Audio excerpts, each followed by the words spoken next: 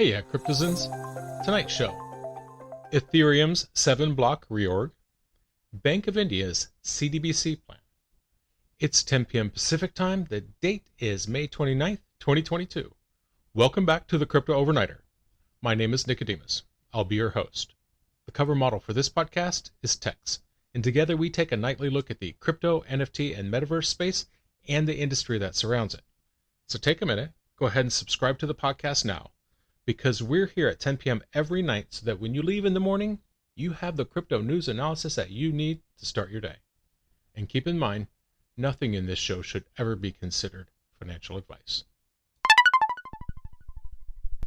It's going to be interesting to see what happens with the scheduled merge in August. Recently, the Ethereum beacon chain underwent a reorg. It was a 7-block reorganization. Suffering a reorg is the term that I've heard it called. Suffering. Let's take a look at why. For one thing, it is a huge security risk. And the fact that it's on the beacon chain, and given the importance of the beacon chain to the Ethereum merge, this is a big deal. And frankly, for a reorg to go on for 7 blocks, that's the longest reorg in years. And I keep calling it a security risk because why?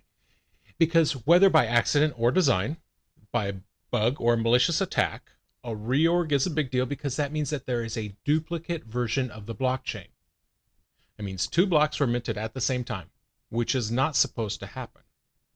Now, the longer a reorg goes, the worse the consequences may be. So that means a 7-block reorg could be a huge, huge risk. So the beacon chain is part of the Ethereum upgrade path. It goes beacon chain merge, then sharding, then miscellaneous fixes. So the beacon chain was launched back in December of 2020. And the beacon chain is what's going to change Ethereum from a proof of work to a proof of stake currency. So that means that the method of consensus would change. Now, right now, people who stake enough Ethereum, 32 ETH at the moment, they become validators. They're the ones who will be responsible for adding new blocks to the blockchain. And like I said, there's a merge that's scheduled to happen in August. At this point, the beacon chain will be combined with the Ethereum mainnet. So you can see where issues like a 7-block reorg might cause some folks some concern. Now, honestly, looking at it, I think that this cropping up right now is a good sign that there's more work to be done before this thing can get released. And I'm not the only one who feels this way. Martin Koppelman is the CEO of Gnosis. In a Twitter thread, he wrote, quote, "The Ethereum beacon chain experienced a 7-block deep reorg 2.5 hours ago. This shows that the current attestation strategy of nodes should be reconsidered to hopefully result in a more stable chain. Proposals already exist." And where he's talking about attestation strategy, that's how you choose which one is next, because this isn't a small issue. Their consensus mechanism needs work. In the consensus process is the minting of a block. 2 different miners start working on a block at the same time, which creates a fork in the blockchain.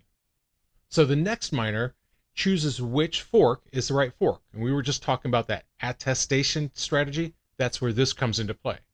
Now, usually it automatically chooses the longest one. If they're the same length, then it's effectively random. So one is chosen to live. It's the canonical chain.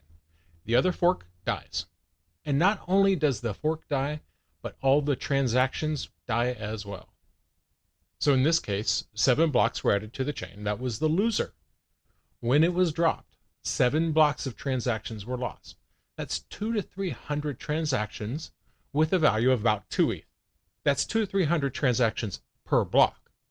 So something in the neighborhood of 1,400 to 2,100 transactions were lost. So that's bad. But the other bad thing is the possibility of double spending. As long as there are 2 chains, there are effectively 2 ledgers. Money not taken out of one ledger doesn't have anything to do with the other. So that means you could spend the same assets twice. Spend it out of ledger A, then spend it out of ledger B. Now, this has been done intentionally in the past.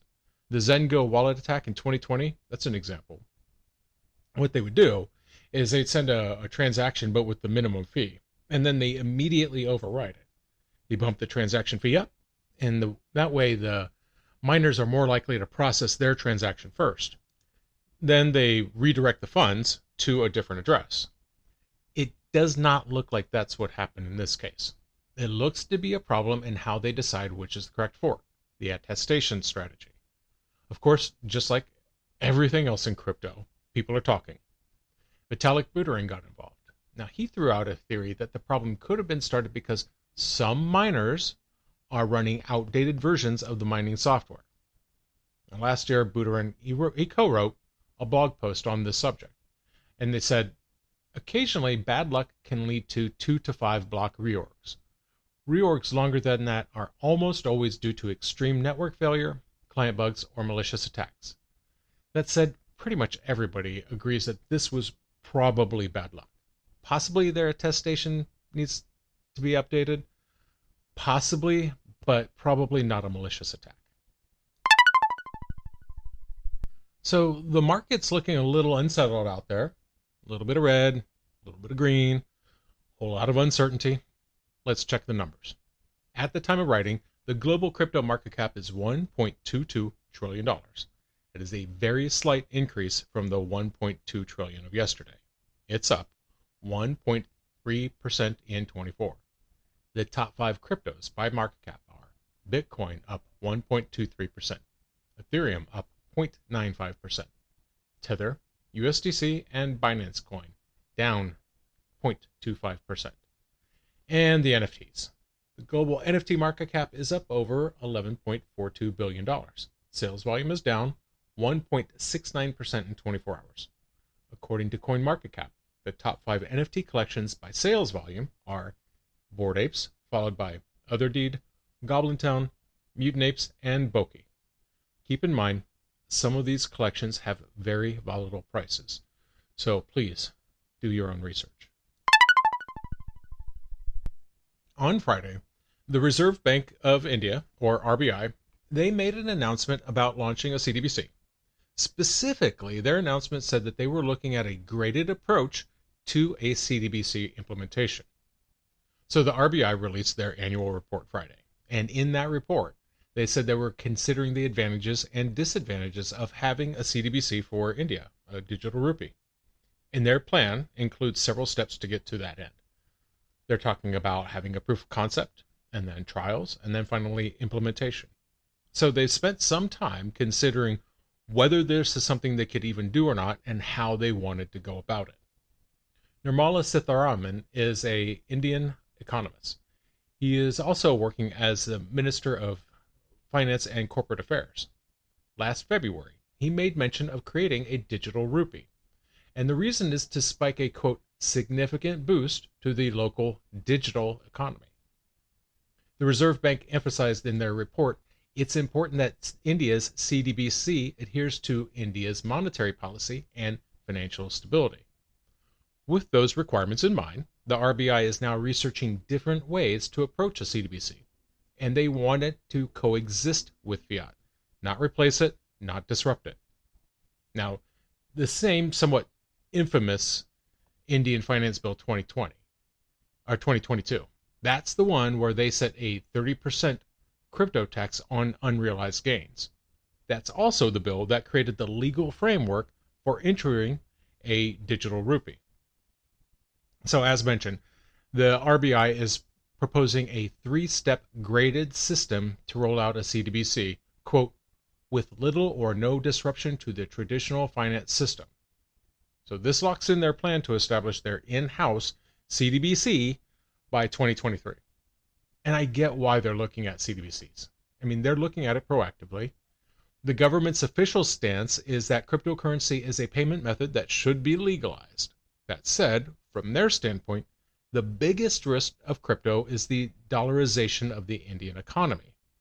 Now, a number of prominent RBI officials, all the way up to the bank's governor, they're concerned about their economy and the impact of letting a bunch of cryptocurrencies into their system.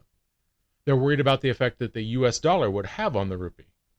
One official said, quote, almost all cryptocurrencies are dollar denominated and issued by foreign private entities. It may eventually lead to a dollarization of a part of our economy which will be against the country's sovereign interest. It, crypto, will seriously undermine the RBI's capacity to determine monetary policy and regulate the monetary system of the country.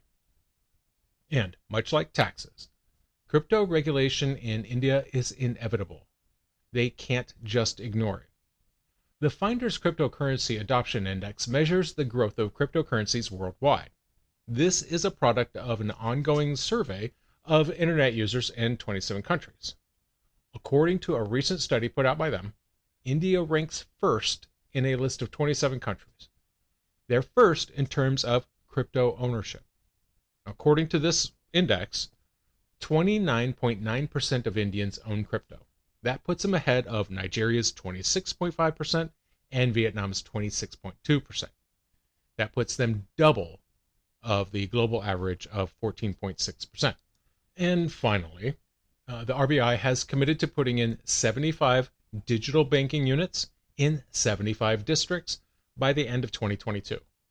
India also designated their Computer Emergency Response Team, or CERT, as India's National Agency for Cybersecurity.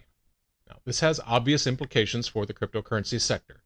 This move makes it clear that CERT will probably have jurisdiction over law-breaking activities in that field. And that's going to do it for us tonight. Thank you so much for joining us. If you enjoyed tonight's show, like, comment, and subscribe. Give us a glowing review, because that helps other people find their way to this podcast. We're here each and every night at 10 p.m. Pacific Time, bringing you the crypto news analysis that you need to start your day. You can find us on podcasting platforms everywhere or on YouTube. Do you have questions or comments? Reach out and let us know. The email address is nick@cryptoovernighter.com. That's nick@cryptoovernighter.com. We'll see you tomorrow night.